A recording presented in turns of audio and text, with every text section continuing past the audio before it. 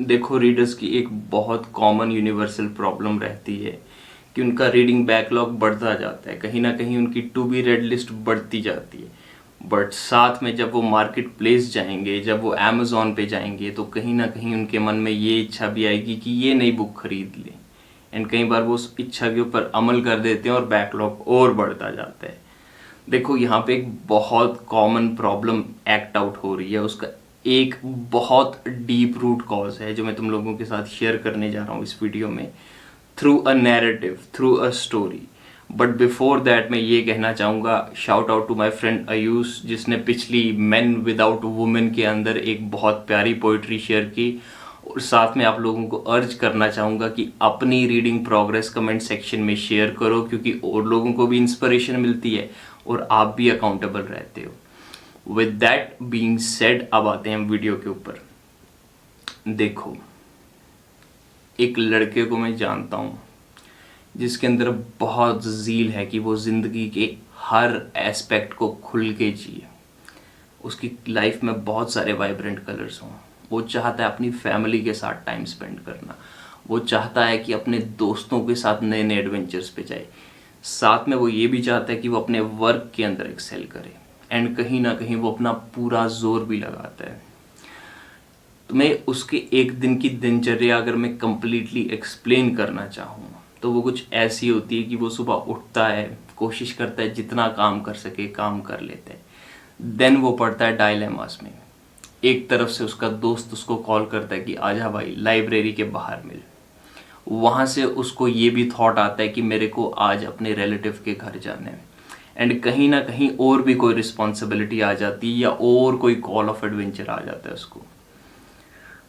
अब हमारा ये जो दोस्त है वो कहीं ना कहीं क्या करता है, वो ये डिसाइड करता है कि चलो एक काम करते हैं, 15 मिनट अपने दोस्त से मिलाते हैं।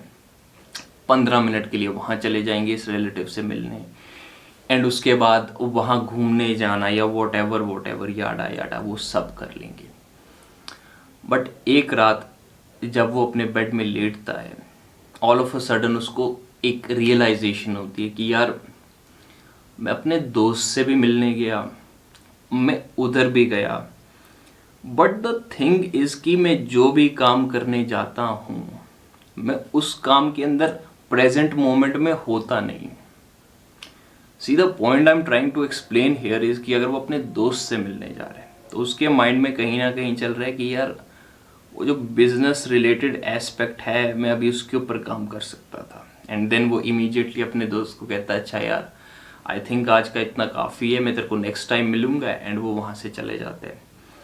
अब वो जब अपने काम पे बैठा हुआ है, कुछ डिज़ाइन कर रहा है, ऑल ऑफ अ सडन उसके माइंड में आता है, यार अभी मेरे को वॉक के लिए जाना चाहिए था, मौसम अच्छा है, माइंड फ्रेश हो जाता। एंड जब वो वॉक पे जा रहा है, कहीं ना कहीं उसके माइंड में आ रहा है, अरे मेरे को अभी रीड करना चाहिए था, बड़ी मुश्किल से फ्री टाइम मिला है। सी द पॉइंट इज कि उसको ये रियलाइज होता है कि हर एक काम करने की इच्छा में कहीं ना कहीं मैं जो काम कर रहा हूँ उसी को कमिट नहीं कर पा रहा।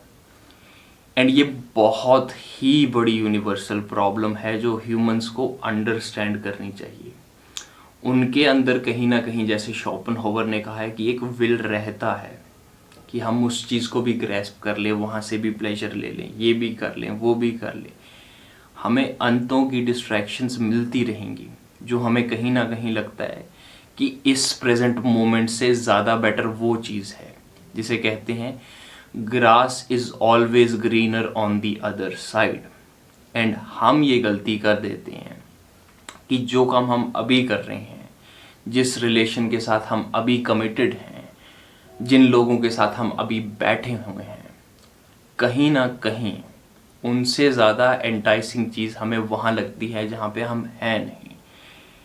ये वैसे तो लाइफ में इन जनरल हर जगह अप्लाई हो सकती है, बट क्योंकि हम किताब की बात कर रहे हैं तो आई वुड से तुम्हारे पास अभी जो किताब है, जब तुम उसको रीड कर रहे हो तो कहीं ना कहीं तुम्हें कोई दूसरी किताब दिख रही है, या फिर कहीं ना कहीं कोई सेल लगी हुई है, या तुम्हारे पास थोड़े एक्स्ट्रा पैसे हैं। एंड तुम्हारे माइंड में आ जाता है, maybe I should go out there and get that book. अब यहीं पे सबसे बड़ी प्रॉब्लम ये होती है कि ये विशियस साइकिल कभी रुकने नहीं वाला। तुम वो बुक खरीद लोगे, तुम्हें एक डोपामिन का आचे तुम वो बुक खरीद लोगे, तुम्हें एक डोपामिन का किक मिल जाएगा, बट इवेंचुअली वो एक्साइटमेंट, वो चीज़ फेड होने लग जाएगी, जैसे एक रिलेशनशिप के अंदर एक्साइटमेंट फेड होती है, एंड इवेंचुअली तुम्हें कोई और चार्मिंग लगने लग जाता है। वही चीज़ यहाँ पे ही हो रही है। आई होप तुम्हें समझ आ रही होगी, और इसका सोल्यूशन यही है कि you just sit with that book, उसको ख़त्म करने की कोशिश करो। अब यहाँ पे थोड़ी सी एनालॉजी में रिलेशनशिप की भी लेना चाहूँगा। देखो, कई बार ऐसा भी होता है कि एक रिलेशनशिप ऐसा लगने लगता है जैसे कि वो बहुत ज़्यादा टॉक्सिक हो चुका है, उसको तुम जस्टिफाई नहीं कर सकते, देन ऑब्वियसली उस रिलेशनशिप को डिच करना बनता है।